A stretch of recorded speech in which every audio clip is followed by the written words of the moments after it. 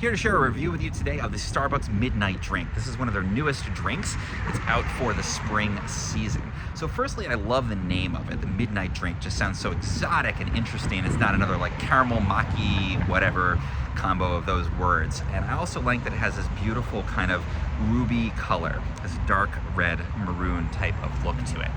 Now, what does it taste like and what does it remind me of? There's a very specific thing that I just couldn't put my finger on of what this tastes like, and I eventually figured it out, and it's really interesting. But first, let's just cover some of the basics. So this is a refresher. Like Starbucks' other refreshers, it's not a coffee drink.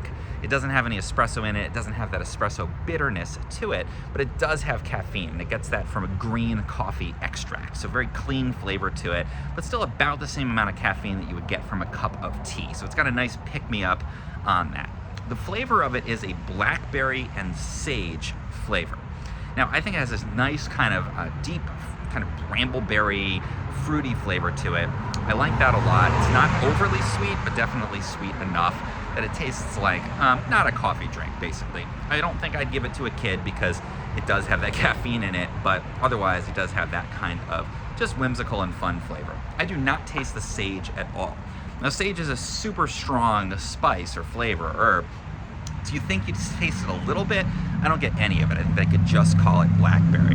And you can see it's got these inclusions, they call them, of little chunks of blackberry floating on top of the drink. The other thing that has in it is coconut milk. So that gives it that kind of creaminess, subtle, non-dairy though. So you don't have to worry about it if you're avoiding dairy, but it does have a little bit more creaminess and that, I guess, a little bit kind of subtler color than just like an iced tea type of flavor. So I really like this. My big complaint with it is I just think that they're a little bit early. They released this in February. So I'm outdoors walking around right now because this is California, but it's still like 45 degrees. And this really feels like a refreshing summer drink. It doesn't feel like a winter drink. And we go from that intense pumpkin spice, peppermint period of the holidays, come out of that, typically they go into some kind of like warmer flavors, pistachio, that type of thing, but not all the way to these fruity drinks. So I was a little surprised. I feel like they should have held it for a bit longer.